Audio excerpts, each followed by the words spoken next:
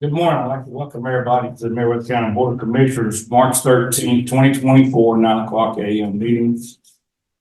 I'd like you to please sign your phones and the electronic device that you have.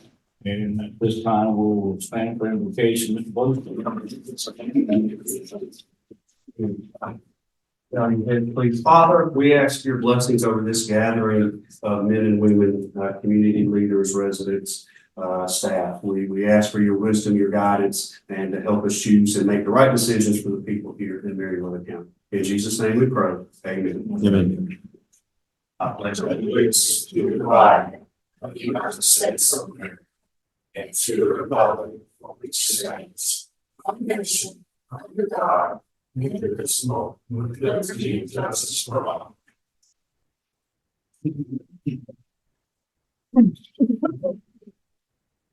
Before we adopt the agenda, a couple of changes I think it's brought to my attention. First of all, in the presentations, I don't think Jennifer's going to be here.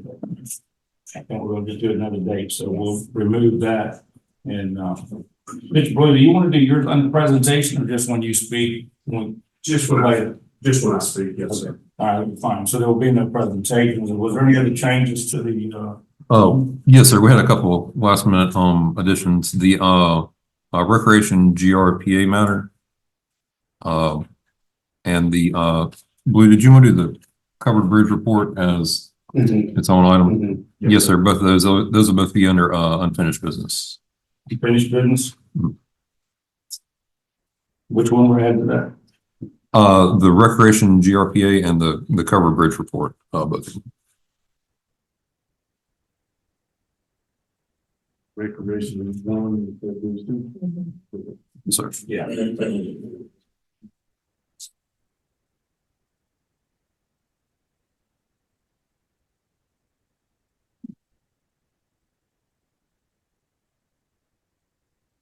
Recreation. GRPA. Another government acronym. And that was covered for you. Yes, sir. Anything else on the unfinished business? We need to do the minutes when we get there. It's okay. Yes, sir. All right. Well, do you have a motion to adopt the agenda? So moved. Second. On favor? Okay. There'll be no presentations. Mr. John on the finance report. Mr. Chairman, Board of Commissioners, in front of you had the bank balances as of 4:00 yesterday. The general fund's at 4.3 million. All of our other funds are holding strong. The ARP you'll still see on there. There's a resolution to move that money and create a new bank account, and First Peoples that we'll get to on a new business. Investment pool is still bringing in about 5.25% interest, so everything looks good on that one. On the second sheet, your SPLOS and T-SPLOS commitments. SPLOS, you'll see that we're at a negative 58,000, but in 2 weeks we'll get our allocation, and on the front page you'll see our monthly allocations. They're about in line with the average. So we'll be back about $100,000 at the end of the month in SPLOS. T-SPLOS, we have almost 1.5 that's available to spend right now that can be, used for roads and equipment. Even on the T-SPLOS matters that we have funding right now to spend in the bank. That's awesome. That's awesome. I think also Blue, the meeting was at the other morning. Yes, sir. When the state announced that 1 billion, I think your calculator was good most soon, and we'll be receiving a check from the state. Yes, sir, we will. That's the Local Roads Act, and that is the money that the governor signed into law. Okay, good. So we'll add that to. Yes, sir. Yes, sir. Pretty good. All right, any department head speaking today? Yes, sir. Valerie Chambers. All right. First of all, I'd like to introduce our new part-time HR assistant, Sadie Arnold. Hi. Hey, welcome. Oh, Like your head, like your. yeah, I'm excited TV too, for everything that. So, I've been asked to provide some information on a regular basis on recruiting, applications, hiring, terminations, what's going on with staffing, because that's so important to us. In the fire and rescue. Yeah, so go to Mike.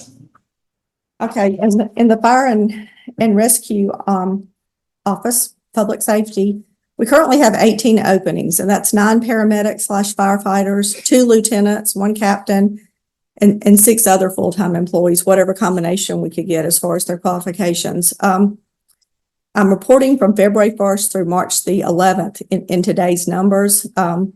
We did hire 3 full-time employees in the fire and rescue department during that time period.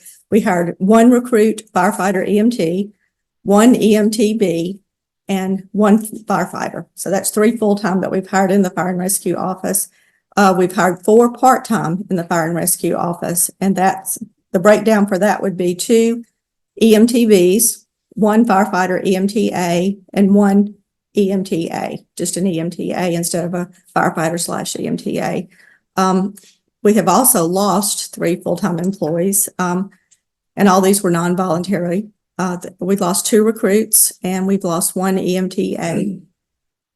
For the E911 office, we have 6 openings. We've lost 1 so far during that time period, and that was a voluntarily termination. The person left voluntarily. I also would like to mention how many applications and resumes we've gotten, and I forgot to do that on fire and rescue. During the time period that I referenced, we've received a total of 19. For E911, we've received a total of 13. In the tax assessor office, we currently have 2 openings. We have a personal property appraiser, and we have 1 summer intern that we got approval through GCIP to hire. And I've received, over this time period, I've received 3 applications for the tax assessor appraiser opening, and we've received 2 so far for the intern opening. For public works, currently have 3 openings.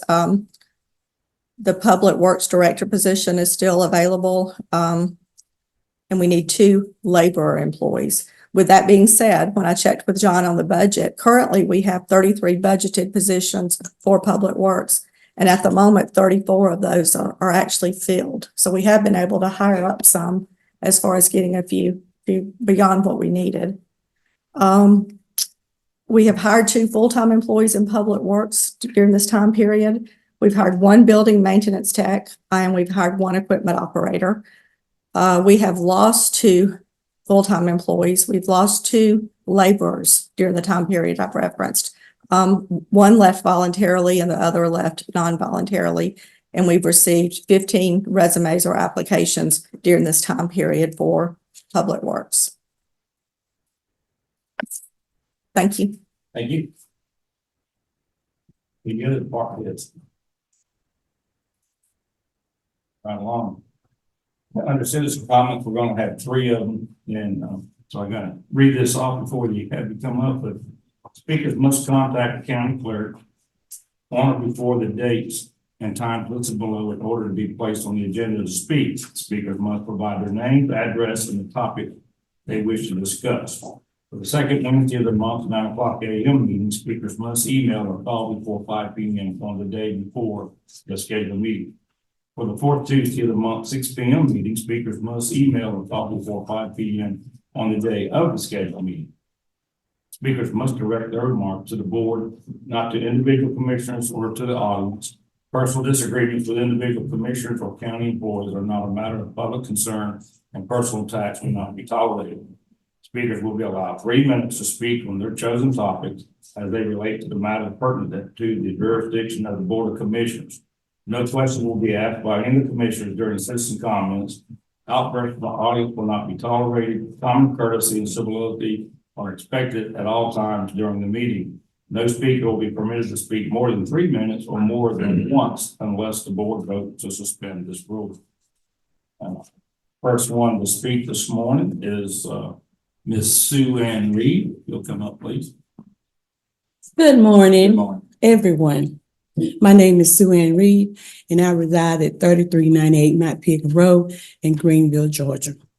And I really am an advocate for that community out there. So my concern is this morning is requesting some speed bumpers out there on the road since it has gotten paved in the last 3 years. Because since it's been paved, drivers are driving a little bit faster than what they normally did when it was a dirt road. So I'm trying to prevent an accident before it happens. So I'm requesting, if possible, some speed breakers could be put down.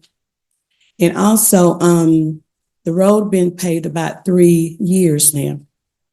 And when the road, after the road got paved, we had some landowners that was clearing timber off their land, and they did damage the road a couple of places real bad. And Mr. Bill did come out and line out where the damage was. So what has happened is county workers have come out and patched, the bad spots, but it's temporarily because the cars are actually going across it, just making it worse than what it was. So I feel that if it's repaired properly, that this wouldn't happen, because right now it's back down to the dirt. So they're gonna come out and patch it again. So the same thing is gonna happen. So I'm requesting if that could be done, and requesting speed bumpers for the road, if it's possible. Thank you. That's it. Thank you. Ma'am, I'm sorry, which road did you say that was? Mount Pilgrim, right off of Alley Road. Mount Pilgrim. Mm-hmm. Thank you, ma'am. Okay, thank you. All right, the next one up this week is Dorothy Hutton.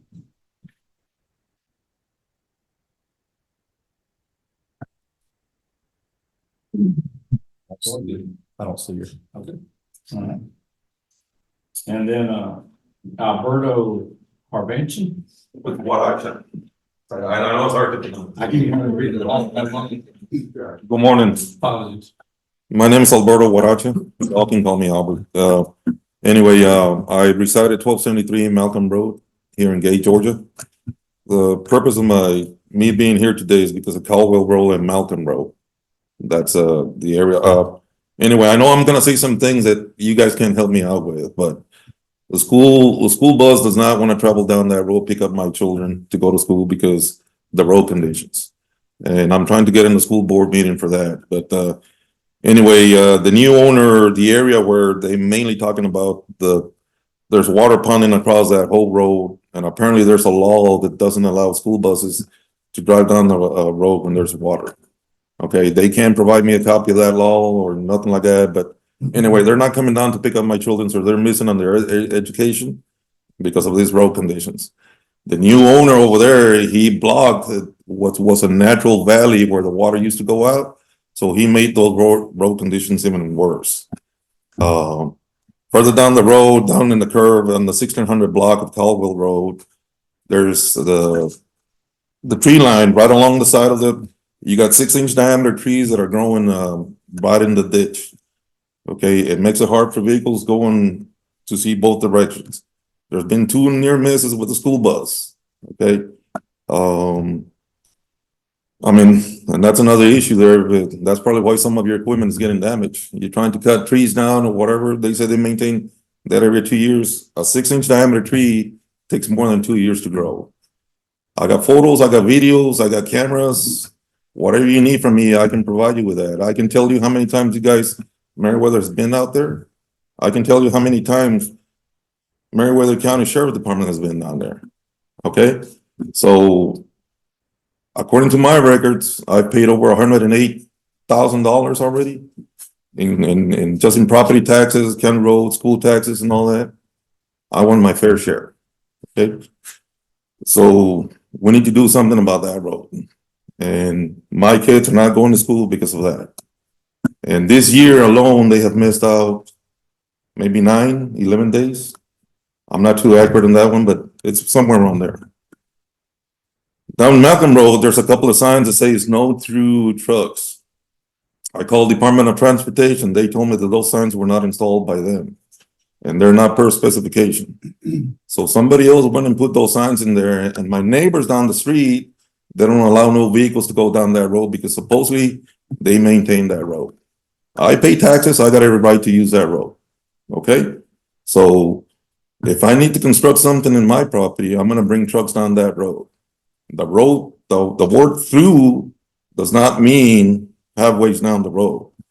Road through means from one end to the other end. If we're coming halfway in there, that road, that means I can go down that road, even if it was a legitimate sign, but it's not. I already checked with DOT. Okay, so I'm asking, last week I sent out an email to every one of you. Thank you. We're going to address that. Hey, thanks so much. Appreciate you coming in. Yes, sir.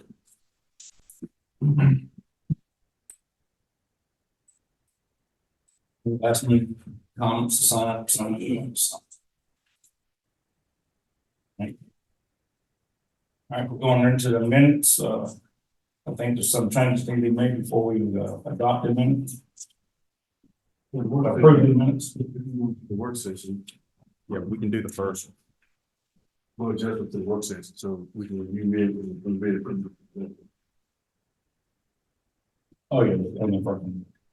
All right, so everybody's read over that. We would have a motion to accept the minutes on the February 27th, 2024, 4:00 p.m. work session. So moved.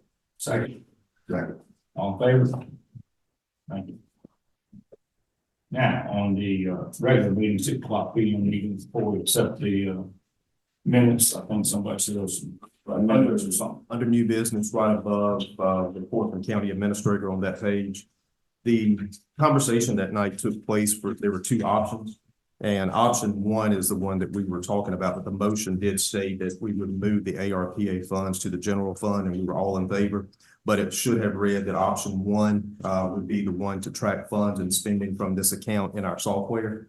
So we do need to make that adjustment. And I make that in the form of a motion so that we can make those changes to this.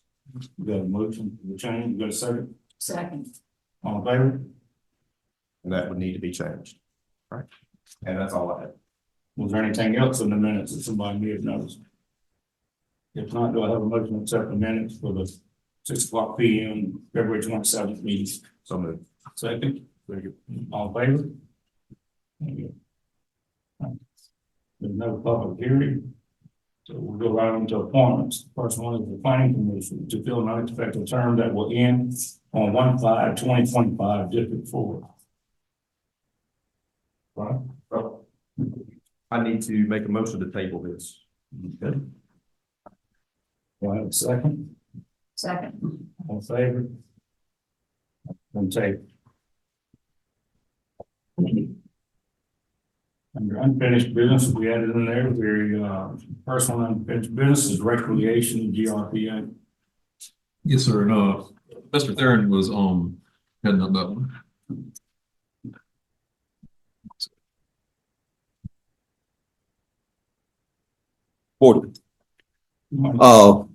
This is the GRPA. What we need to do is to be able to figure out how we could join the GRPA. We have to have a sanctioned recreation program to do that. The advantage of that is to be able to allow our staff and to be able to get the children into tournaments and various other programs that are kind of like end of the season.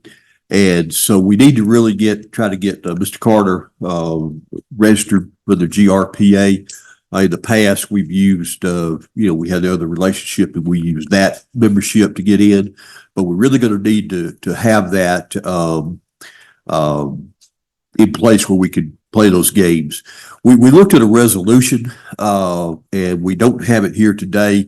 The reason is I think it still needed some changes. It may need some modifications to it to indicate that while we're doing this now, we're not really establishing long-term recreation program, because what we're going to do is come back and work with all the cities to do that. We've got a call into the gentleman to talk to him about with GRPA, to talk to him about the possibility of being able to have something less than that resolution. But this is simply to allow us to be able to have this organization and be able to be a member of it where we can pay like tournament games and playoff games and things of that nature. And if they do require the resolution, we will rewrite the resolution to be sure that it's clearly stated that we'll be reworking this, because I didn't want any of the cities to say, hey, well, you guys said you're going to talk about recreation and now you're going ahead and saying you've got recreation. So we'll reword that to that effect, but we do need to go ahead and move forward and try to get that done with those changes where we can get them into the tournaments and all, because baseball season's about to start. And we want to be sure that we get our all the kids in the community every opportunity they have to play. So I guess what we'd ask you today is to maybe have the board authorize us to move forward with joining the GRPA. And if it takes a resolution, we'll bring that back, but with the changes that would indicate that this is not our final program. We're still working on this.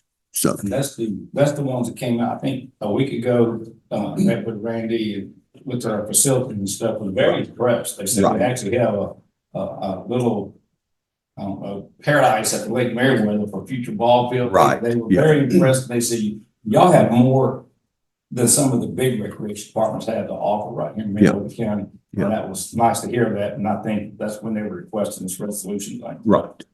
So we need from the board today, someone to make a motion to move forward and get this going. Absolutely. So this is there any cost associated with this?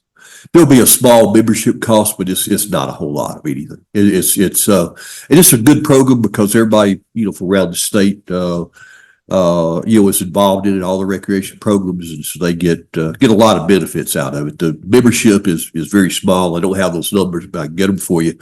But it's very small, but it's well worth the benefit. And Mr. Coleman is the county employee, correct? Yes, that's correct. And he's only part-time, but he is county employee, right? I'm making a motion, we approve. Got a motion? Second. Second, all in Okay. favor? Thank you. Thank y'all. Appreciate it. Awesome. Next under unfinished business is the company grade report. Yes, sir. Chairman, Commissioners. All right, sorry, everybody. Chairman, Commissioners. David. If you can turn your attention to the packet that has the two bridges on it. One of the good things about this project is it's turned up additional information, historical information we may not have had. But if you'll put that to the side, the first thing that we've got is the opinion letter from the engineer that the film company had hired. This is the original document that brought some concern, and then the production company came to us with a solution. And since our last meeting, we have talked with the State Historical Preservation Division. We have talked with the Georgia Trust for Historic Preservation, and we've also spoken with a GSU professor, adjunct professor, and a preservation consultant. All of them have said that the scope of work that we've provided, which you have in front of you, is a good scope of work. It uses materials that are original to the time period of the bridge. The repair is consistent with what the preservation experts recommend, and they actually complemented the method of repair because it will not remove any of the siding of the bridge. I wanted to bring Mr. Ledford here to add anything or to answer any questions you guys may have. But in short, we have got everything that we need to do the repair and rehabilitation of the bridge correctly and accurately. And this engineer firm, is that something the county reached out to, or is that something they provided? This is something that they provided, the Dunlap, sorry. Blue assures me that they have the historical expertise to oversee this sort of work. Mhm. I just want to make sure the board takes into consideration, we make sure we're doing this the right way and for the right reason. We're not expediting it or doing it just to meet a timeline for a film. Mhm. So if it needs to be done, absolutely need to do it, to make sure it's done the right way. I'm not the expert in that field, so I just want to make sure that whatever we're looking for and trying to get through and approve, that it collectively, we make sure it's the right thing to do for the right reasons and not in order to meet a timeline. This is a very valuable asset to the county. Mhm. Yes, sir. One of such is why we're here having this conversation. They wanted to film this. We need to make sure the decision reflects that. Yes, sir. The filming schedule was actually adjusted after the bridge needed to be repaired, but before it had to start because of the weather. So it has been moved because of other reasons, but the filming schedule will not speed up or impact the rehabilitation work. And if I remember correctly, in one of the previous meetings, I think there was an estimated cost or something. They were asking the county to pay, they're going to reimburse. Yes, sir. I feel like my personal opinion at this time, if there's a cost and your engineer's the one you hired and looked at it and so forth, I don't understand why we need to pay to be reimbursed or wait to be reimbursed. They should just go ahead and pay for it. I'm sorry, I think we need to pay for it, and then they reimburse us, have it documented, because if there's any flaw or any issues with the work, then now that company is liable to the board, to the county, not that film crew. Yes, sir. That's correct. If that's the way it needs to be done. Yes, sir. Well, I agree. I mean, it seems funny. As long as we have somebody Mhm. there. 'Cause I Right, think yes, sir. in the middle of a- I would recommend y'all do a contract with them. Mhm. I would want to get the scope of work. So we know exactly in writing what they're agreeing to do, the payment obligations, plenty of insurance and indemnity and all that type of stuff. I mean, if you want to do it, that's the way to protect yourselves is through a contract with them. Right, we're getting a agreement together with, both the film company and the engineer, so it's all Mhm. right. That was my main point. Was that Yes, sir, we don't have to absolutely. be chasing somebody later and going, why didn't we get paid? Mhm. Would this include any type of warranty as far as any long-term? We do a one-year workmanship warranty. There won't be any materials involved with this one because we're not adding anything or taking anything away. So, but we do, provide one-year workmanship. And as a side note, with all the rain, has anybody been down there lately? Because pictures on Facebook look like it was pretty close to being level with the bridge with all the rain we've had. Actually, we're gonna leave here today and just go by and check it again. The engineer's report did point out, specifically, they were worried about those tunnels being displaced on those, low and medium levels. When I did the walk around the bridge, I mean, there are other issues out there that will need to be addressed. I wasn't asked to address those in this particular scope of work, but, especially with all the rising water. Mhm. We had some abutment issues. So I would definitely be looking at doing some work on those, the abutments. Soon. And so far, we've been lucky. I've seen the bridge underwater. Yeah, there's things on high water mark, Yeah. in there, from 94 or something, it's up into the Yeah, bridge, so. so, and it didn't take it out then, so that's pretty impressive. Either they're discussing with the board. How do we want to move forward with something? I believe just an authorization to pursue, to come up with the documents for the contract and then bring it back for your consideration in the chairman's signature. Legal review. With, yes, ma'am. It will, with legal, yes, ma'am. I make a motion to move forward with create a contract for this work for the bridge to bring back for after legal review for approval of the board. Second, Second. all in favor? Thank you. She gives you the name. Right, thanks, sir.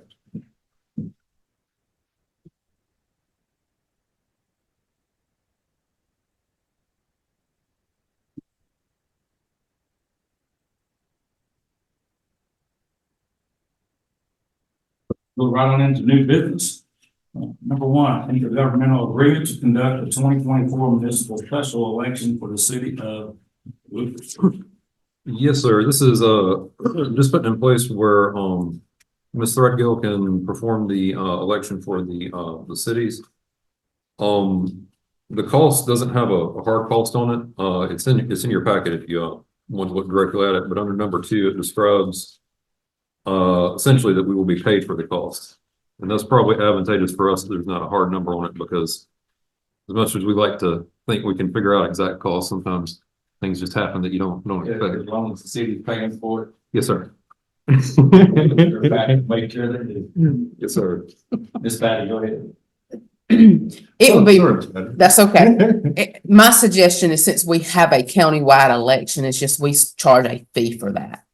The contract is just kind of standard, but the IGA is just a little standard, IGA that we've kind of gone with over the years.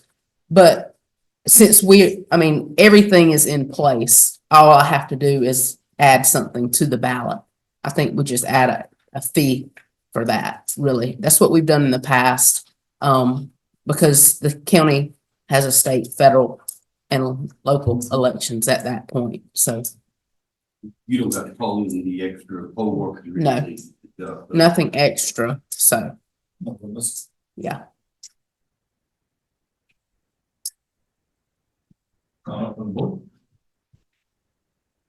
I make a motion to, move forward with an intergovernmental agreement with the city of Luthersville for the municipal election. Second. Yeah, second, all in favor? Thank you.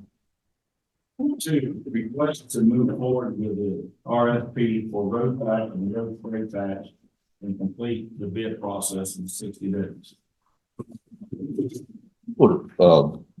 Chairman, Commissioners, I know, Commissioner Worsley asked that this be put back on the agenda. Here, about 3 meetings ago, we talked about a list of roads that we would, lead and to try to get patched. And we really haven't got any feedback yet on what roads you guys want to consider. Our plan, and I want to make sure this is in keeping with what the board wants. Our plan would be to get a list of roads, maybe a small list to start with. And we would go ahead from there, and we've got a draft document already. And what we would do is we would go out to that road with Public Works, or maybe, Mr. Cawthorn.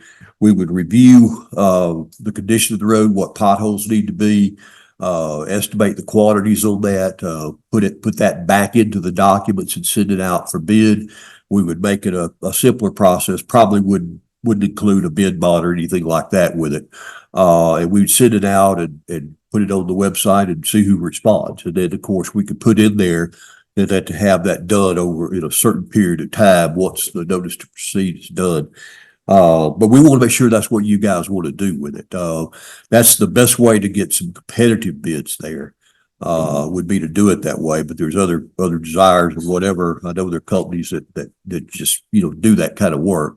And we'd send those out to them as well. But we just need to get some direction from the board on exactly what you want to do. And on top of that, we really need to get a list of roads that you guys want to consider putting into the first program. So I'll update the board on why I asked this to be back on there. And it's two parts. What you're saying, in my opinion, the interest is two parts. One is what you're saying, let's get some larger projects, like a second round of LMIG. Right. That we mentioned in the last meeting, to be able to get some projects together, group them together and get a few more roads up to speed. Right. The main reason I wanted this on here is this is more for entering into, a contract with a vendor, for maybe possibly multiple vendors to get some road work done that we can't get to because of the conditions. And I put in here road patch and road spray patch. That was the two companies that were reaching out and talking, was asphalt. But we need the same thing around dirt roads. So I wanted us to try and move forward with, this is the 15th month that I've been here, and we talked about this multiple times, and we hadn't gotten anywhere with it. And we don't have the manpower. And it was shocking today that she mentioned we're 34, almost full in public work, yet we still can't get to the road. So that's here or there. There are contractors out there that we can get this road work done with. We're not asking that we create, unlimited, this lasts forever, how we do it. But there's so many issues that we need to get done immediately. We need contractors that we can reach out to and have under some sort of agreement or spending limit. They can go out and start repairing and fixing issues while our public work goes over to some other issue. And then secondary would be the second project of, this group can go out and be at other jobs. There's a local guy that does a couple counties next to us. I don't care if we use him or not. He's not the only guy in business. There's somebody else that we could use, or we can use him or whoever it is, however it has to be done out. I think it's time this board takes action and gets somebody approved to start repairing roads. Not wait on our department to get out there and do it. That was the reason I asked for it to be put back on it. I asked for a 60-day window. That's not critical in this motion request or item. I just feel like it's time to move it. That's the reason I put 60 days out. I don't want this to go out, and if we keep bidding or trying, and in September, we still don't have it done. I think it's been long enough.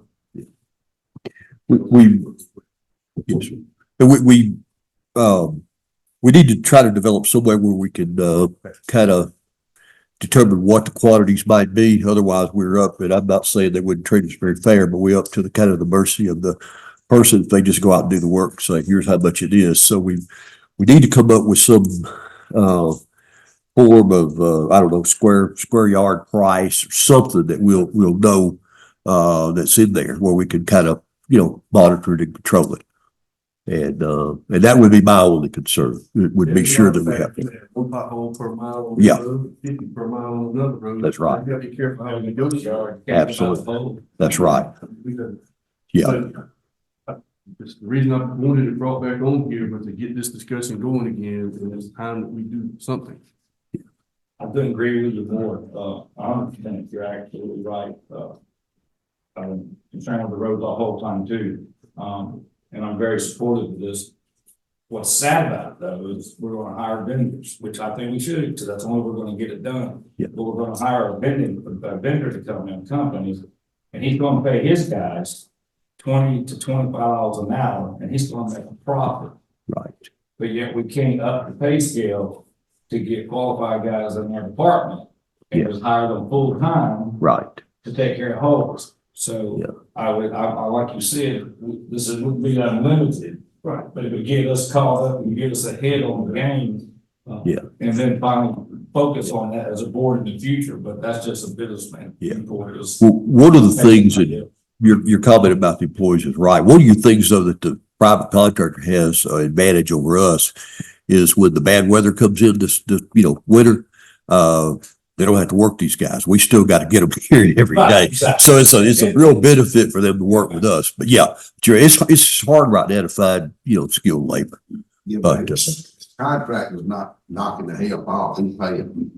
Yeah, he's done, but some of them in the winter, yeah, we'll do something. Yeah. Well, it's just, I manage, $75 million worth of assets in the company with a staff of, almost 200 people. And sometimes I'm fully staffed in my maintenance and repair group, sometimes I'm not. Right. And when they are, and the issues arise that we can't handle, I contract out and get things moving and keep making money. Right. If I don't have enough, contract out till I hire them. We need to move. We have the funds, and there are too many good citizens in this county that are asking, can I do the repair? Or they're asking, what trouble will I get in if I do? If I do it, then am I gonna own it from now on? Or they're scared one way or the other. And we've got, the gentleman that just came in talking about his kid can't even get on the school bus. I had a conversation yesterday with one of the trash hadn't picked up in 3 months. And he's got months worth of trash. We're gonna fix the road, fix the bridge. You're gonna put dumpsters out here where I can put my trash in. We've got to have that go away. There's too many good people in the county that want something done. They don't want them perfectly paid. They just want it livable again. How long would it take to get something in like a guideline or stipulations in place that these individuals could come in and meet the contract? And I think that it would have to be looked at to see what their warranties are on their work. Right. And we would have to look at that with a multitude of individuals, but we don't need to take too long. I do agree with that. Right. But I do think we need something set in place that is a guideline as far as this, and it does need to be short term so that we can look at doing something in the future with the equipment we need, the personnel that we need to go out and continue doing this.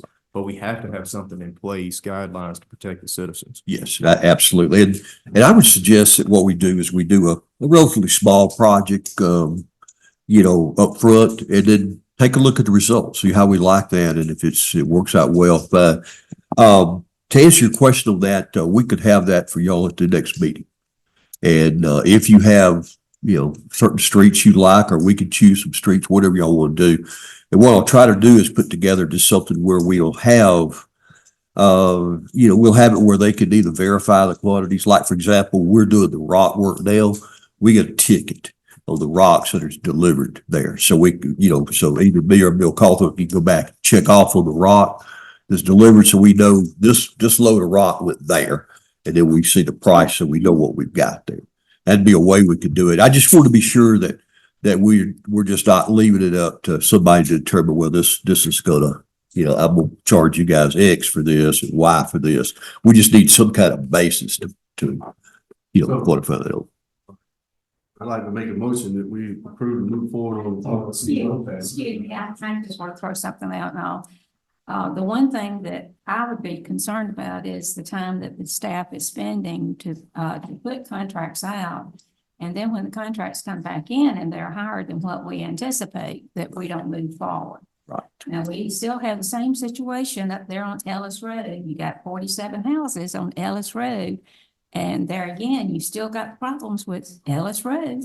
And with that being said, there was a contract put out on it, but we didn't move forward with it because cost came back too high. So my question is this board prepared? Are you going to accept lowered bids, but an inferior product? Well, That's my question. And what do we do to prevent that from happening? And then is the board prepared to move forward once we go down this road? I mean, I hear what you're saying. There's a lot of roads in this county that need to be addressed. And with that being said, I'm not sure that we're prepared as a board to move forward with all the stipulations that we need to put in place. well, I mean, it needs to be to a state standard on acceptance, in my mind. And if you want to spend $500,000 on a dirt road, you need to make sure that you're getting what you're needing to get. And with that being said, I understand board members don't want to spend $500,000. You could probably get 4 or 5 roads patched, but with that amount of money. But there again, is it to the state standards? That's just my personal concern. well, I didn't think you would tell you this, if it comes in $550,000 to patch 3.5 miles of road, I'm not gonna look at it. yeah, I have to say, I thought this was just to move forward to get some bids. Doesn't mean we have to accept them. Well, they'll all have to come back to you guys for approval. But They will. but what he's fixed to make a motion on is to move forward, to get this in motion. Yes. And fixing potholes. And what we're saying is we don't have the staff and the manpower to get them fixed, but it doesn't fall under, like we're going out here and doing a $500,000 project in potholes. I wouldn't have. We also have to make sure, just like we had a young lady come before us this morning, Miss Sue Ann Reed from Mount Carmel. Right. We patched it multiple, Mount Gilbert. Yeah, Mount Pilgrim, sorry. We've had it several times patched and now it's back down to dirt. So we need to make sure that the process in which we're using is not that same process. Yeah. Well, the problem with that road is it ended up being one of the, like, tornadoes come through and the timbering company came in and really did a number on it. That road is to be reworked and redone by the company that did it. And I know that she was asking, I think, about speed bumps or whatever. We kind of wanted to get that done before we move forward with those. But I'm saying if we spend all this money and we have contractors come in and they do these patchings and the patchings aren't worth anything, Right. just like this, and cars come right back over it and we have the same potholes there that we just repaired. Right. What are we really doing? Yeah. That's why I suggest earlier about I don't mean one road, but I mean a smaller contract up front just to see how it works and make sure we're satisfied with it, et cetera. And I hope to be able to if we could get more than one bid, that's a good way to assure you getting, apples to apple comparison of what you're trying to do. Well, And so what's the time frame to get the RFP together? we've been working on, we got the concept of it. We didn't have the roads. I can have it together for you guys for your review, next I meeting. mean, how much time is it gonna take you to put it together? Not long. It's just a matter of being able to hide somewhere and get that time. That's my biggest issue. Those RFPs need to consist of X number of mile radius, because if we have some that have 2 or 3 potholes here, but there's 30 here. Right. And then there's another 12 over here, can we put all of that in one area within a certain parameter? Right. Because it's not gonna do good to do 30 up here and 10 down south. Right. So we need to put it together for that one area. Yeah. Okay.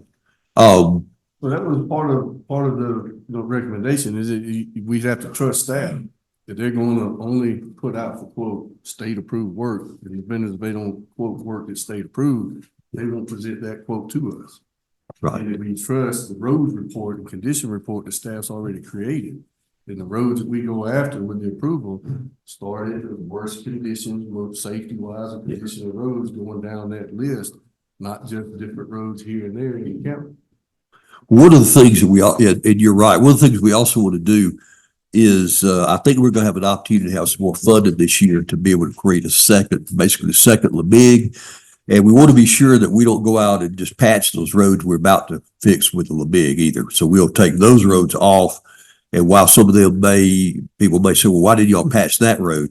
Because probably we're gonna end up with it on the big, and we wouldn't include it because of That's the reason why we're on this here, because we got a lot of things coming up we haven't had before. We got that and then possibly another grant thing we apply to.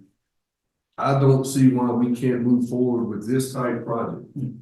And the staff, remove the roads and they, no need to do double work. We know we're gonna do that. We have to get a package, we want to fix in areas of the county. Yeah, we're not gonna be able to use this blessing that's coming the second time with it. Yeah. And then still be able to move forward with that project and these other projects and be further down the road on the list of conditions. Right. Instead of waiting to see, but then we get it, and then waiting to see which ones we want to pick, and then waiting to see when they come in and waiting to start. We haven't started the work on 2023 league projects yet. There's a stretch of road out there that's terrible, and it was approved and funds were set aside, and it's March 15th, 2024, and nothing's been done on that road yet. Yeah. I don't want to wait on the rest of this. Yeah, and you'll see that some of the road resurfacing courses, temperature and weather sensitive. So spring till probably April to October is your prime months to get things like that done. And it would be prime month to get the patching done too. But my point with that is that pavement company is a private business trying to make money. They're not sitting at home waiting on that weather. And during April to October of last year, they paved somebody's roads. Yeah. Why Well, wasn't it ours? Some of it though is they have to wait over, because GDOT will not, allow you to put down like the LeBig. If it's not a certain temperature, they will allow you to put it down. So there's a lot of stipulations there, but there's work that can be done. I'll use, Beulah Evans Road as an example. They can't really grade and start paving Beulah Evans Road right now, but they are out there, clearing and grubbing and moving trees and all this other stuff in preparation, for that. And with those stipulations under the MIG, if we do it prior to what those state regulations and requirements are, we could lose the entire. I understand all that. My Yeah. point is that we're not getting it done. Yeah, but Those crews aren't sitting around waiting on that condition to be right. They're paying somewhere. Right, but if we do, Get something. right, but if we use them and it's during the time that the conditions aren't correct, then that would be a stipulation under that too. We could lose it. Yeah, and you Maybe can, maybe we need to find a different paving company. Maybe we need to, look at sometimes what's going on for this guy. Well, I know they gotta be approved, they gotta be this and that quote. Yeah. Well, yeah, again, it's just, You gotta wait year after year after year, and everybody else is getting their road paved, and we're not. I think we got as many paved as about anybody around our size. And the issue is, again, not to belabor the point, but when you start doing the road, you got to have adhesion to what's there. You got to have the asphalt. You got to have all these things. The conditions have to be right. If it's freezing cold, you can't put it on there. Now you might could come in after lunch and put it on, if it's going to be rising. But if they can't pave here, they're probably not paving in other locations as well. But I understand what you're saying, that now's the time to do it because April to October is your prime months. And we can get that together. If there are some roads that you guys want us to look at, please let us know on those. And we'll bring back the draft RFP at y'all's next meeting, and we'll have it together and then go from there. So Let me get a clear understanding here on this number 2. Because this is how I read it and I thought what we were fixing to do. Request to move forward with RFP for road patch and road spray patch and complete the bid process in 60 days. I thought we were looking at this as to hire vendors to come in and help patch the roads. I didn't think we were going to go put all these roads together. I thought we were just trying to get an idea of someone to give us a price, like you said, per square yard, square foot. Yeah. And then we would say, once they're approved and the board approves it, either Bill or whoever or the administrator would, somebody at that point would say, here's the list of roads that the commissioners have presented. You need to run out there and total up how many square yards that's going to be. Yeah. We were trying to get the price for that. But to move forward to just to have vendors on standby if we need them. I thought that's what we were doing. One thing, the issue with that though is depending on the cost to do the job, that might require that specific job be bid. So so you could get a list of, I'm not exactly sure I understand either, but it sounds like you get a list of approved That's what I- workers, and they will do it at a certain price, but if that price is gonna go over X, You have to the stop. state's gonna make you bid out, yeah, no matter what, no Yeah, matter I how got- hard you try to get good prices, lost. No, that's what I'm saying. Then we bid that, but I thought this was just to get that motion going forward to get vendors qualified and that we Yeah. can reach out to. The only issue with that is that you're then well, and look, like I say, we'll do it whichever way y'all want to do, but you have no way to measure it. So if it comes back in at X dollars, if we don't have some way in mechanism in place to go out and look at it and say, we estimate it's this many square foot and that, and whatever to measure it, because there's some places just say, hey, I need this road patch. It go gets patched, and then of course the company says it's a bill. And the county, the government doesn't really have a way to measure that. It has to be trust. And I'm not saying that's bad, but when we're spending taxpayer dollars, we want that, we want that trust. We want that, verification in there too. And that's all I'm saying with that. Is, Well, I talked to some surrounding counties and the way they did it was they furnished the patch material and the company furnished the labor so much a day. And Right. that gets patched. that'd be another potential option too. That's way up some counties. So I'll make a motion on number 2, request the staff move forward RFP for road patch and spray patch. Per state guidelines, and be completed within 60 days to bring it to the board for approval. Got a motion, got a second. Second. Got a motion, second, all in favor? All opposed? Yes. All right. And I'll say the reason I oppose, I don't think it's that simple. Okay. Thank you. I'll get something together with that. Number 3, jail roof maintenance. Chairman, Commissioners, this is a maintenance agreement and inspection agreement for the new jail roof that we had put on late last year. ACR, the company that installed it, will come out twice a year at a price of $17.50 per visit, and they will check the roof, make any repairs, and it will maintain our warranty. And we also get the first year of it for free. Didn't we already approve that though? I mean, it was under there, when it was presented to us the first time, I thought. We actually did approve the contract, but we just need to execute the Mhm. document, which is all. So it's not approval of the $17.50, it's just to execute the documents.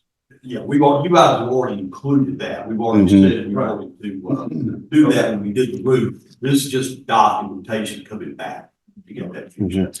And we also reduced it from quarterly to biannual, so we saved a little bit of money in years 2 and moving forward. Do I have a motion to accept the jail roof maintenance? Execute the documents, so moved. Yes. Second. All in favor? Thank you. Number 4, ambulance box and remount.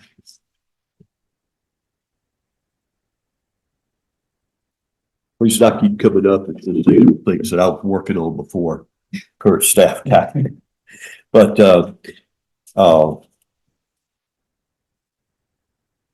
let me grab my stuff here. Paper. As y'all know, we've been trying to replace, and you guys have been, gracious to fund these. We've been trying to replace some of our ambulances for our EMS units. And understanding the urgency with that and probably for our fleet, you guys went ahead and approved the purchase of 2 new F-450 chassis with plans to remount a couple of old boxes off some of our ambulances once these chassis came in. Well, we had the opportunity to talk with Custom Truck and Body Works, and they have a box that's almost new. I mean, they had done the ambulance, they had fixed this ambulance for another county, and it was involved in an accident. And it totaled the truck, but did not damage the box. So the box is just almost brand new. And so they're offering to remount their box on our chassis for the cost of $115,306. And that's pretty competitive with what it would cost to take one of our boxes and put it back on the box. the advantage of using that box is we won't have near the reconstruction we have, because it takes a while to get those things reconstructed, because they strip them down, they do new wire, check the wells, everything. So this would be one that could be done in a much quicker time period and go ahead and put it into service for us. The other issue would be this: we had two chassis coming, and we got two boxes. One's on an ambulance that is dead; it's not coming back, so we don't have a problem remounting that box. The other one is on a we were going to use for a remount. Is on an ambulance that really just needs an engine. So I think we could spend 15 to 20,000 on the engine. And then if we keep that box on that ambulance, we could have yet another unit that we could serve as a backup unit by making that repair.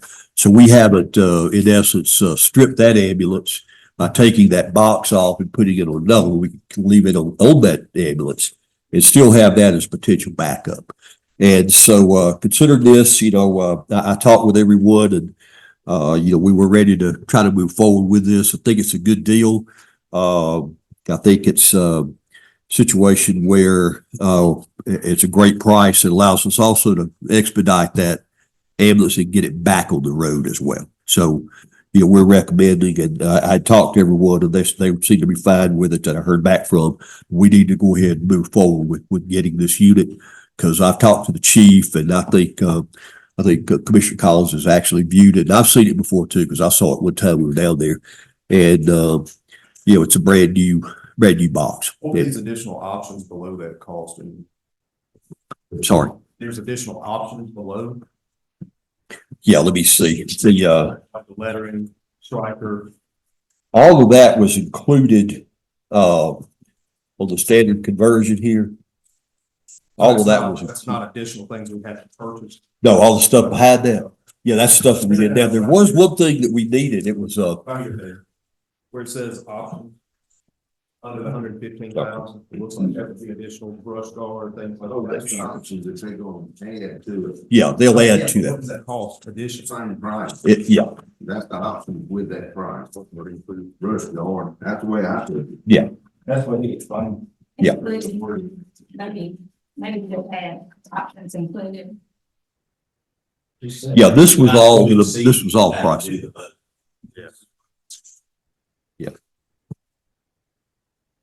Turns out that's not the deal. Yeah. Then when you back to. Yeah. Somebody.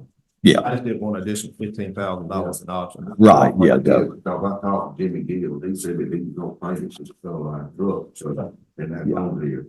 Right. Yeah. Yeah, we understood these were all included in that price. But we'll It's a make sure. nice box. I mean, we're getting a deal on Yeah. that. Because when I met with them out there, my first mindset was remount a box from this truck to that truck. And I Yeah. thought, Sounds like it's a done deal. But when you get out there Yeah, and they show you what they're going to do, basically all they're doing is using the metal structure, because everything is Yeah. completely stripped and gutted. Right. So that's all you're really saving on a remount, is them having to build that structure. box. right. Yeah. But everything else is brand new, and the wiring, the control panels, Yeah. the lights stripped, Yeah. it's just crazy what all they have to do to bring it up to specs. Yeah. It's You gonna could, be placed on one of the new chassis. it'd be a one new chassis, absolutely. And then what it will also do is allow us to keep that box on that ambulance we have that we think we can replace the engine in. So that'll give us yet another unit. The engine's being replaced. Yeah, once we get this worked out where we know we don't have to use that box, we go work on fixing that engine. Right.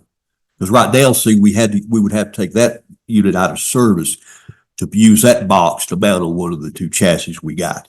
This will save us having to take that chassis out of service. We can we can put leave that box and ambulance together. All they'll need is an engine change, and we'll take this new box and put it on one of the new chassis. New chassis. They're to be here around April 1st. Yes, sir, 1st of April. The build date was February 26th. Both of them, one was coming before the other. No, sir, both of them about the same time.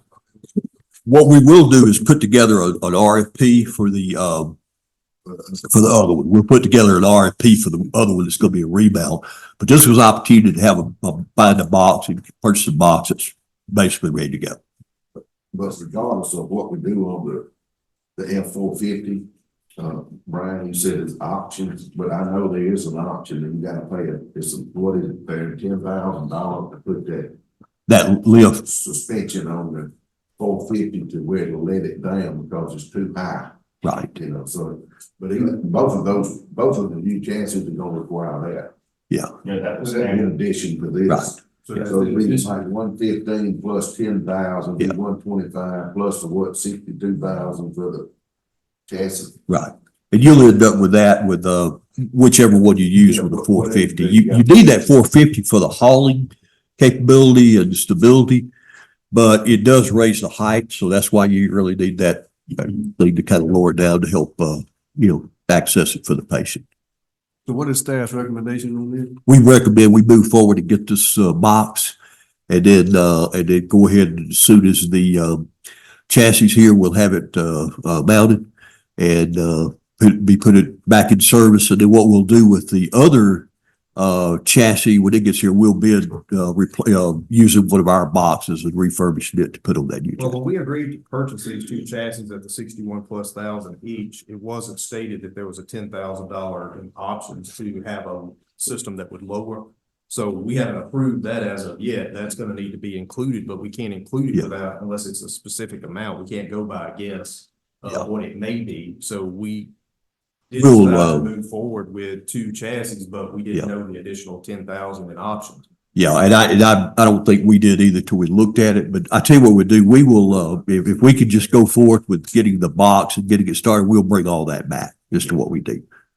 To, with the lower. Sure we're gonna approve it, or they're gonna sit there while they're Yeah. doing somebody says I don't want It it. has to be done. How come you can't do the additional 10,000 be approved with it? I don't know. Certain that 10,000 is the number, because what we can do is say, add that cost to this 115 number, approve it with that addition not to exceed $1. Yeah.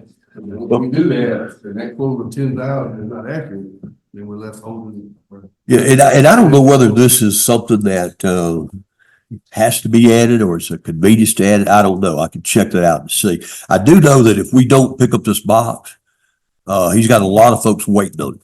And if we don't get it, it's not gonna be there. I think the box is a good deal, but I just, when you start hearing other options, and we're gonna have to put this system on there to load this, and we gotta have this to do that, and then there's options listed up under this, and usually when you see a certain amount and then you have options up under it, that's usually an additional amount on top of what that cost is, but now I'm being told that's not the issue, or that's not the case in this instance. Right. So, and then the additional $10,000 to drop the whole chassis is just a cluster to me right now. So what do we do just to add 15,000 to this price to approve that? Up to, I wouldn't add up to, because he said around $10,000. Because I mean, the trucks that we bought was 62,000 and we approved more than we paid for. So I mean, I don't know, we need to get it done, whatever we gotta do to get it done. if we could go ahead and move forward with the box, we could have a issue. We could check on this, lift and have the I'll numbers. tell you what, I'll make a motion to move forward with the box of the 115,306 with an additional no more than $10,000 to exceed for the additional equipment needed on the chassis that's been stated today. So that is a motion of the 115,306 with options not to exceed $10,000. Okay. Second. Okay. Thank y'all. Number 5, discussion of the 2025 T-Splosh. I'm just gonna keep on hanging around up here, okay? You know, you have a seat right here, so you don't keep standing on your leg there. That's right, that's right. I'm leaning on this thing here. This is really just a request from you guys to kind of kick off our T-Splosh renewal. We're trying to bring that forward in November, to be able to have it renewed for another 5 years. I think it's been a great program, and I think it'll help us on some of the things we talked about earlier today. And, what we have to do with that is before we start putting together the ballot and the language for that is we have to have agreement with the cities on distribution of the funds. And so what I'd like to do is to ask the board to allow us to go ahead and move forward. We're trying to set up some of those meetings. We have the documents. We just need the projects from the cities and the project from the counties put in there, and then we can finalize that agreement. So what I'd like to ask is that we go ahead, you guys authorize to go ahead and move forward with that, talking with the cities. And what I'd like to do is to have maybe just ask the commissioner who represents that city, maybe to attend along with another board member and staff. And let's go and meet with the cities and see what they want and what they're interested in terms of their projects. We'll then put everything together, and then we can bring everybody back together once we have all the documentation done, because we can't finalize it until we know what the cities are going to have as projects. And also we that way we kind of explain to the cities, if they're not familiar, what they can and cannot spend it on, to be sure that they don't go down the wrong road with that too. So I'd like to just ask the board's authorization for us to start setting up those meetings, and we'll get those going. I'd like to knock that out here pretty soon. We're going to have to put together some programs, and we've got to put together some presentations for that, and that's going to take a little while too. And once we get the cities involved, we'll go into the cities as well. We'll have their projects. We can go in and do presentations there too, as need be. No, if I could interject just one thing about the one content item in those meetings and whatnot. We can't, I don't think we can, campaign for Right. Plus. We can educate as to pros and cons and whatnot. That's right. But one educational point, as far as a pro goes, is that a lot of people, think T-Splosh and they think, well, there'll be a road over here, or a road over there, and it might not help me. But a lot of times there is road equipment involved that maintains roads for everybody. Right. So that's an important point as to the flexibility of the program. Yeah. Yes, sir. I think motion to let's move forward with the T-Splosh, negotiations with the cities and. Second, all in favor? Thank y'all. We'll be contacting y'all about setting up some meetings. Number 6, update on pay scale. Mr. Commissioner, Mr. Chair and Board of Commissioners, just an update on the pay scale from January 10th work session that the board indicated they want to move forward with and go forward. We have went in and got all the job titles corrected. We're working on getting all the job descriptions updated and back to human resources. With the addition of Sadie, now we've adequately staffed with Kelly on board as well. Our next step is to meet with the department heads and constitutional officers and place their staff on the pay scale. The finance will run the numbers and get a cost associated with it. We're hoping to have a draft to y'all by the first meeting in April, then the final draft, and then the last meeting in April, and a projected begin date of the April 29th to May 12th pay period. Right now we have $138,000 in investment fund. We get about $40,000 a month, and that comes in the following month around about the 5th. So between now and then, we'll have about $175,000 in April, $215,000 come May. Like I expected, we don't expect any taxpayer funds to pay for any of this pay scale. We'll use the investment income. We just want to give you an update that we are working through it. The audit's coming close to an end. My staff can jump back on it. No, sir, this is just an update just to let you know, because with the audit, it's coming close to an end. We're almost finished with that, and that was tying the finance department up on moving forward. But we have been moving pretty rapidly here in the last couple of weeks since we know the audit is about to wrap up. When we originally discussed this, there was a timeline we had in January, right? Yes, sir. It wanted something presented by April, so we can implement probably in May. And when we're looking like we can hit that deadline. We just want to give you an update on where we were at on that, just so you'll be aware. Any other questions? Then we'll move right along. Number 7, bank signature card, addition of new administrator. Yes, sir, Mr. Chairman, Board of Commissioners. This is just behind that. You'll have, I think, with the 4 banks that we deal with, just add Jerry McCarthy as the new county administrator and remove Theron Gay. We'll have those bank documents all ready for the next meeting, March 26th at night, for everybody to sign. And that's just adding the new administrator and removing Theron Gay off the bank signature I'll card. just say this in reference to that, and no offense, but it has been standard in the past that we wait full 90 days before we add the new administrator to signature cards. That's just been the standard in the past. It's nothing in writing. And I was unaware of that. we still want to do that at this point or not. And I'm happy to do it anyway, just for my 2 bits. I think the 90 days is the point in time where county employees become permanent employees. Right. In the personal management system. Whatever the wish of the board's fine on this. Well, is there an urgency reason as to why we would break that precedent? The ordinance states that the county administrator, the finance director, the chairman, and vice chair are the only ones that can sign checks. And with the new county administrator not being on there, Theron Gay is no longer the county administrator. So it would be myself, Mr. King, or Mr. Worsley would be signing checks until. Policy needs to continue, but it's what. And it's no offense, it's just Oh, that's yeah. pretty much our standard, so. And then throw that wrench in there, so. You want to make a motion to add it to 90 days, or do we need to wait? Well, right here says signature card addition of new administrator, so does somebody want to make a motion, we wait to continue the policy, or it's not a policy, but the way it's been going for 90 days, or we go ahead and do it? I'll make a motion to add on day 91. Second? Second. Got a motion second, all in favor? There you go. Point of clarification, to save you guys, you guys, should I stay on that signature until that first day? I would think so, and then that would. Okay. Right, and then, yeah, me and Mr. Gay can still sign all checks until the 91st day. Number 8, bank resolution to open a new account at First People's Bank. Yes, sir, Mr. Chairman, this was adding the new administrator as well, but I can revise that document and just have Theron Gay as administrator so we can set up that new account. They'll move the ARPA funds to First People Bank and name it General Fund Projects. And as Mr. Threadgill stated, none of this money will be moved unless the board authorizes any funds to come out of it.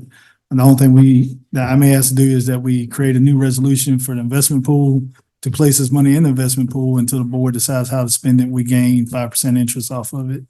But that'll come in the next agenda. The last meeting, I think we did approve it. We approved it, but we had to have the paperwork to sign for a bank new resolution Yeah. to correct that. This is just the paperwork for the chair to sign to create a new bank account. At First People's Bank, it's no action need to be taken except for allowing the chair to sign. So do I have a motion for this to be received? To allow the chair to sign. Allow the chair to sign. So moved. Second. Okay. All in favor?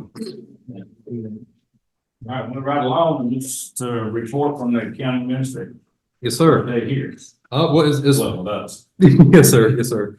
It's fairly preliminary. I'm just about halfway through my second week. Of course, been working with Matt's been very helpful getting all the technology set up, gaining access to our different systems and whatnot. Mr. Theron's been great, taking me around to meet people and introduce me. That's very helpful too, because they don't know me from anybody, being the first time they see my face. That's helpful in tracking everybody down. And Mr. Theron's also shown me a lot of the facilities. We went out to the industrial park. Of course, that's a big part of our county. Handled a HR issue, which we'll talk about in executive session.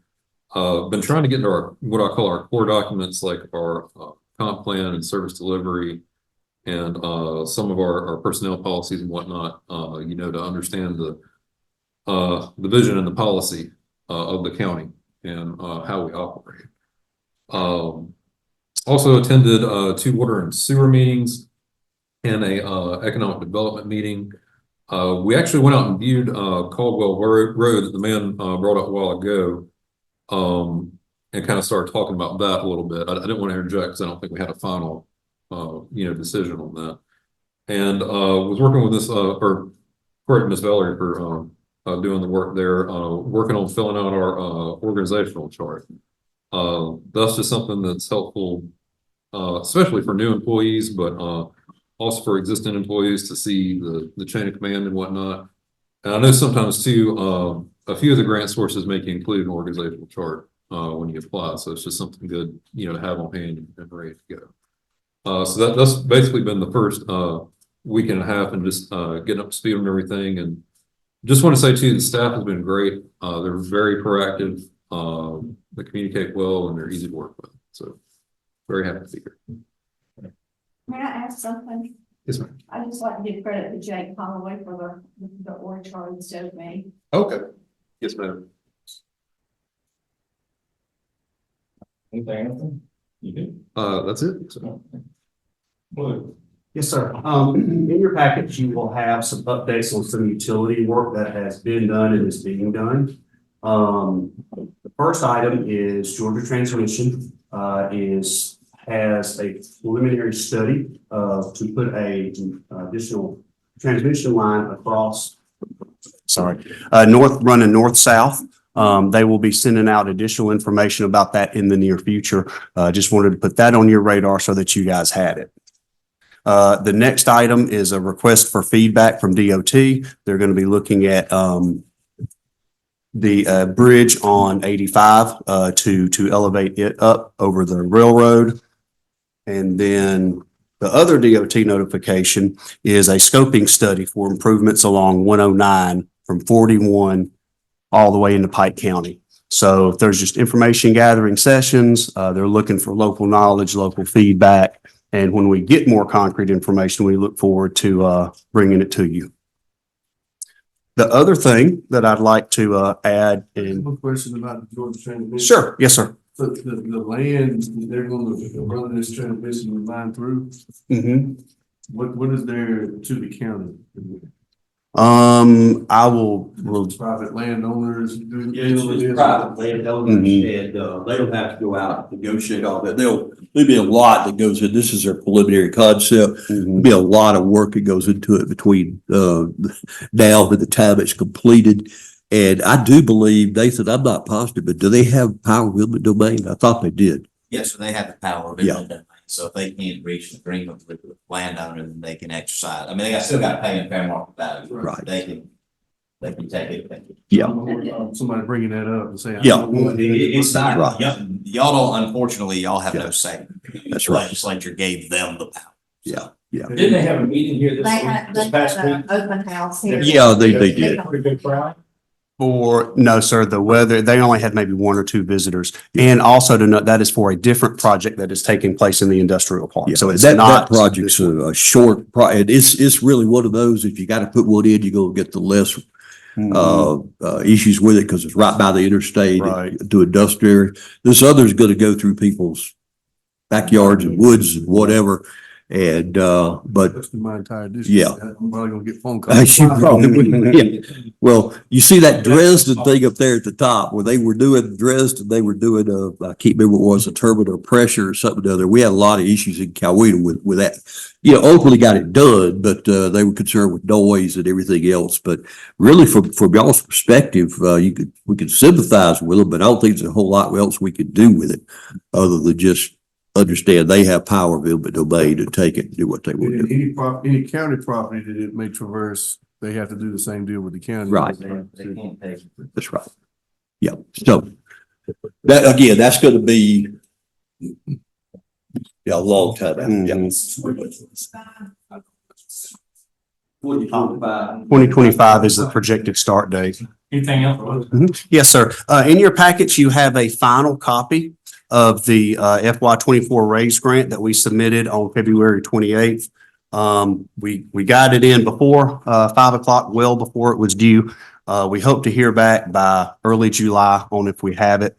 And additional grants that we're working on is a couple of grants with EPD, 319 for clean water, tire amnesty and or right-of-way event for the Keep Merriweather Beautiful cleanup that's coming, talking with UGA about a potential asphalt seed grant, which is just research into asphalt and how it works. And then next month, we will come to y'all for several authorizations. The 319, the amendment to the Land and Water Conservation Fund for the Greenville Park, to extend the end date. And then George is putting in a grant with the Atlanta Humane Society. So we should have several things for you guys to look over and or approve at the next meeting. Gotcha. Do that. Good. Thank you. Mr.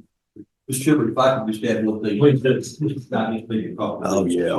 Want to remind everybody of May the 21st. March 21st. March 21st. Next week. Yeah. Next week. March 21st. We're going to have the Leadership Merriweather event in here. We'll do the review of all the county operations, county offices, et cetera. So invite you guys to stop by. We'll be here for in the morning. We'll go here through lunch. We'll probably go to the courthouse, view some other areas. Starts at 9 o'clock. Yeah. And so you guys are welcome to come, and love to have y'all welcome the group here if you're available. And, staff will be prepared to do the program, or if you guys want to jump in and do it, we'll do whatever y'all want to do, but we'll have it ready to go, okay? Sounds great. Couple other things that we've got, I think we got the bids out on, Courthouse, Roof. roof as well as the 2024. Right. So those bids advertised today. yes. So we got those projects going. We'll just say thank y'all for hiring this gentleman over here. We had a chance to work with him for a couple of weeks and been very impressed, with his work and what he's doing. And, it's going to free us up to get a lot of other stuff done. So we'll have a lot of these other projects and RFPs and all. We've been kind of done. Have more time to work on. So thank y'all. Appreciate it. Thank y'all. Before County Commissioner. I just like to thank the staff for all the work they're doing, to the road department for working on all the regular roads. And, last night we had to meet with Lake Meriwether Advisory Board. We talked about, we've been talking for some time about getting some kind of online registration for the camping. Well, Mr. Williamson presented something to us. He had reached out to some lady in North Georgia. She's getting something put together for us. And so I'll be back next month and give each commissioner a packet of what we plan to do there. We're trying to work through the things. And then don't forget the barbecue cook-off at Lake Meriwether April 9th. There'll be, I don't know how many teams will be there, probably 15 teams or more. Be cooking, you walk through, taste all the different barbecues. And that's all I have. Just a couple of things, and when I agreed to the Harris County ACCG meeting that's going to be held March the 27th, and I got to looking at the information, there's actually 3 representatives that the county can submit. With that being said, I've asked for a notebook to be put together because it will have different representatives, whatever. So, and I'm assuming that this will be where we start moving forward on the opioid settlement through the state. Is that correct? I think you're gonna all come together and they're gonna go over the process with you and how you vote for, you'll be a voting delegate and how you would vote. I mean, or, you know, what you would be voting for. So that will start the process, yes. Okay. With that being said, the only concern I have is, just a FYI, I chose not to run again for next year. I feel like 40 years is enough that, have been set up here on 3 different occasions and all, that I can move forward with retirement, fully retirement, especially on a new house build. But with that being said, I didn't know if the other board members may be willing or would like to participate, because it seems to me, from what I can gather, that it may be a fairly large, or something that we may need the continuity. I don't know. I know there would be somebody from the sheriff's department and. It's already been done. And, We did not have to have, I was under the impression that it had to be 3 as well. I contacted our ACCG representative and it's just 2.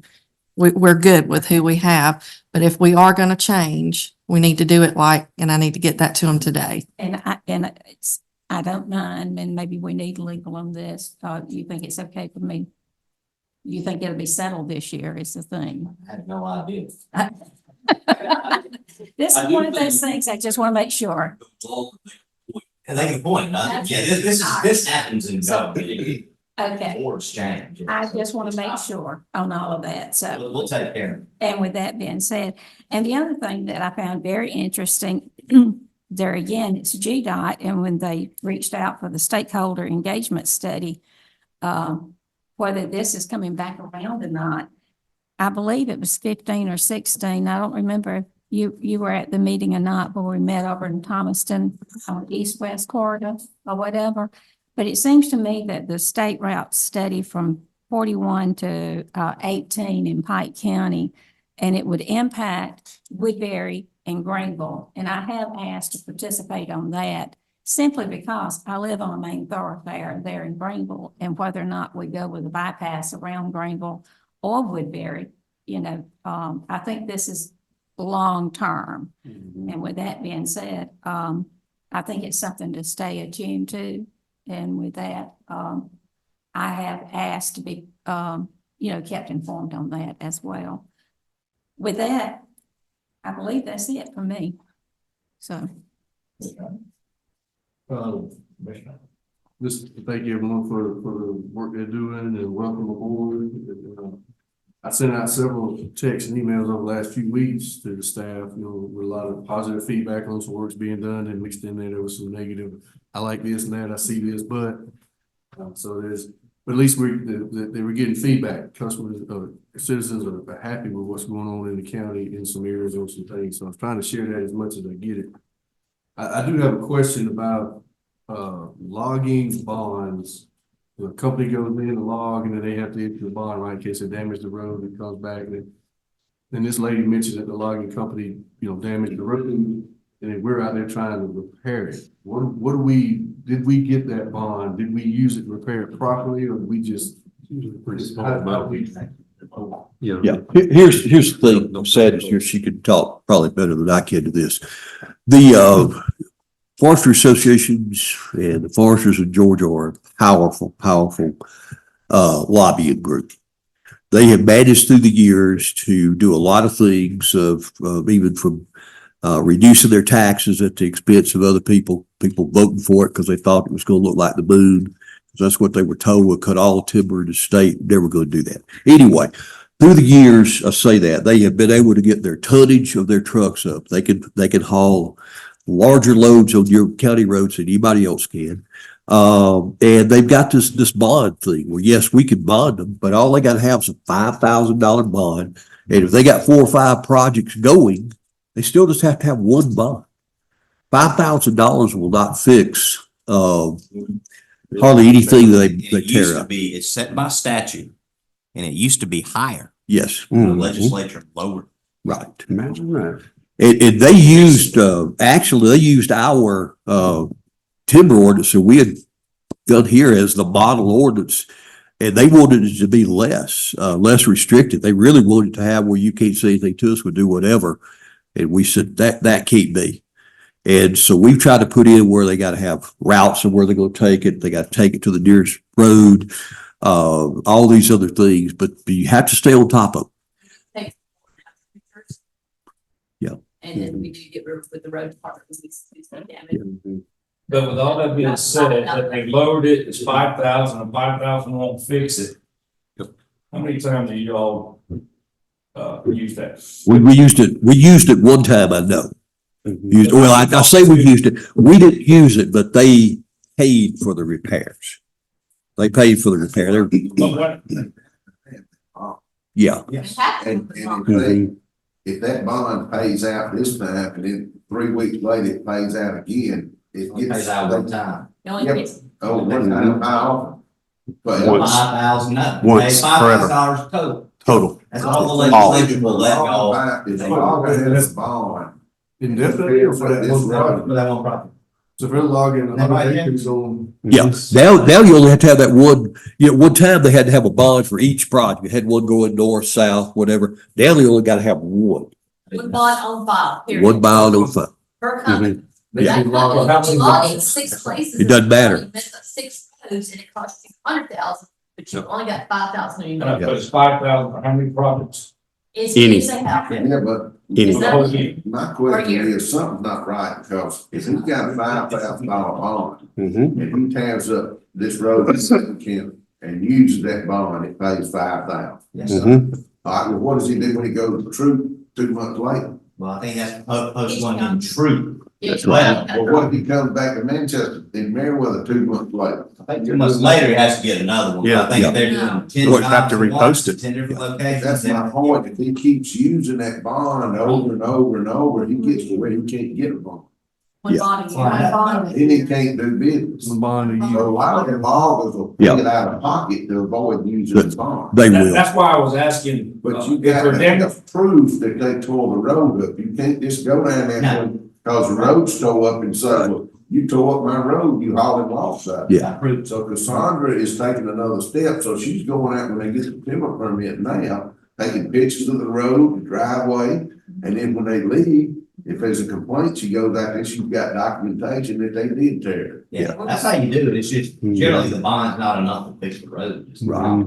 And if they can get by, It's not enough to fix, but if we started taking that 5,000, then. You should definitely take it. Make sure we- That 5,000 means something to him. yeah, it does hurt them when they try to go back again. You know, even to the point of, at one time, they had to come in, bring her maps and everything, show where they're going to work, get a permit. Now they can do it online. The state doesn't require that anymore. Yeah. Now it's all directions to the state. State notifies Yeah. us whenever they issue the permit. Which hurts Deanne because Deanne, you know, has to collect on the timber at some point, and it's, you know, sometimes they just don't turn it in, or you just won't get it. The tax. Like you can't tax them on their equipment. Right. Anymore, yeah. So one time timber was taxed every year, and then the lobbyists come in and I always kind of chuckled, they had all these folks up in Buckhead be driving their BMWs, and you'd see a sign that said, "Keep Georgia Green." And they were up there voting for themselves a tax increase for the benefit of the timber companies. And because what they did with it was, instead of taxing it every year, now it's taxed at the year of harvest at 100%, which really amounts to 2.5 years. They pay tax on it 2.5 years instead of like it was with the life of the growth. That's one of the reason I was asking, because I needed a little education on it, and Yeah. I'd heard some things that changed. And then the lady mentioned the logging that damaged the road. Right. And Harry Hardy Road, they're out there logging again now. Staff did a fantastic job coming out there a few weeks ago with potholes everywhere. Right. And they jumped on it, did a great job in the repairs, and did it very quickly. And now it's already busting up again because of those trucks. Trucks.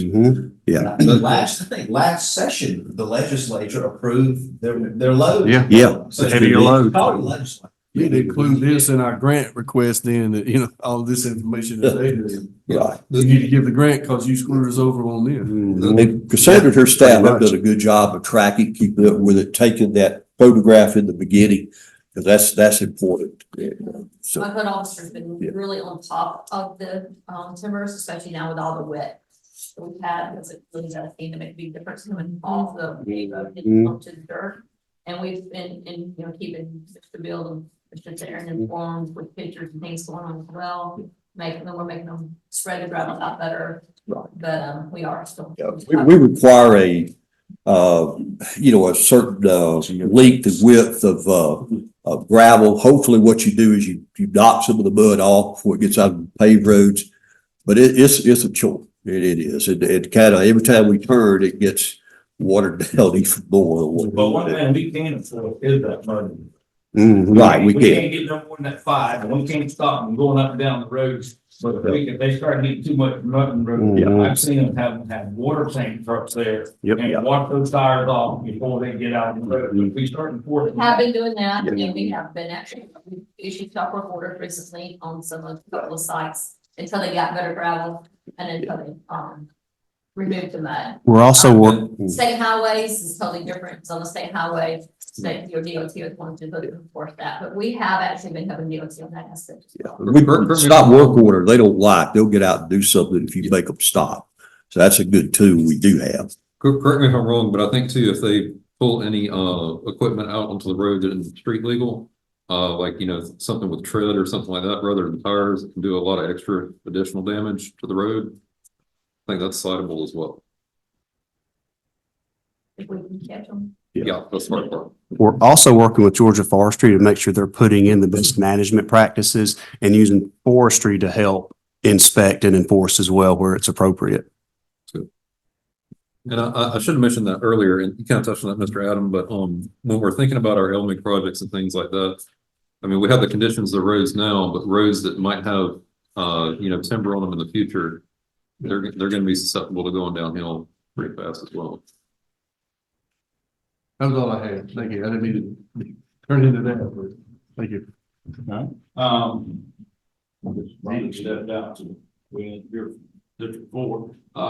Same thing we've been saying, the staff is doing a phenomenal job in getting responses done with all the rain we've had. Well, we have a few people here today, with some issues, and they have reason to have issues with that, but at least the phone's not ringing off the hook and really people upset and mad. They're understanding, they're seeing that gravel going out there. If you don't think gravel going out there, just ask for John to show you the record where we're paying the gravel.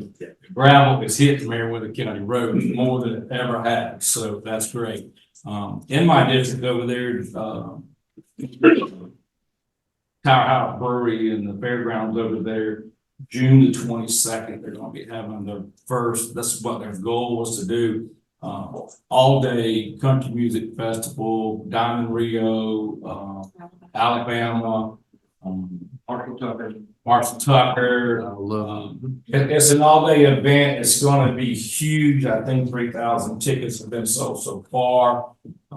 There's more gonna be sold, but I'm hoping it's not too big where they can't handle it, but they did hire outside, event coordinator, and I think they're out of South Carolina that put on these big country festival for the day. But it's gonna bring, it's gonna bring some revenue into the county, that's for sure. People gotta stop and get gas and go get some more ice for the beer and so forth. So, but if you haven't heard about it, it's gonna be a big event, and they're proud to spend a lot of money over there doing a lot of work to get even nicer in the upcoming event. So, other than that, I don't have anything else from my district report at this time, and county attorney reports. Mr. Chairman, I have nothing to report. Do we have reason for to go into executive session? Yes, sir. Okay.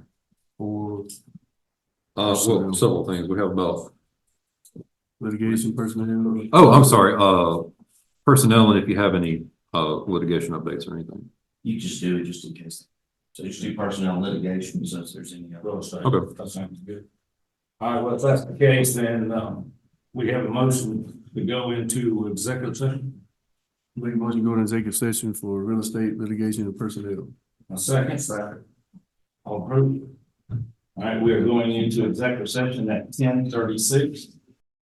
And go back into regular session. Second. Second. All in favor? Here, now, in regular session. I think what we discussed in executive session, I think we're gonna make an amendment. Motion to amend the agenda to include, appeal to So make a motion to amend the agenda to rescue. address appeal times in the HR policy. The motion to have second. Second. Second, all in favor? And that's the only action we're taking today. I just need to make a motion on whatever y'all. And I make a motion to change the HR appeal from 5 calendar days to 5 business days. Second. That's like, all in favor? That passes. If there's nothing else to discuss or talk about, we'll have a motion to adjourn. So moved. You got a second? Second. All in favor? We out of here. We are adjourned.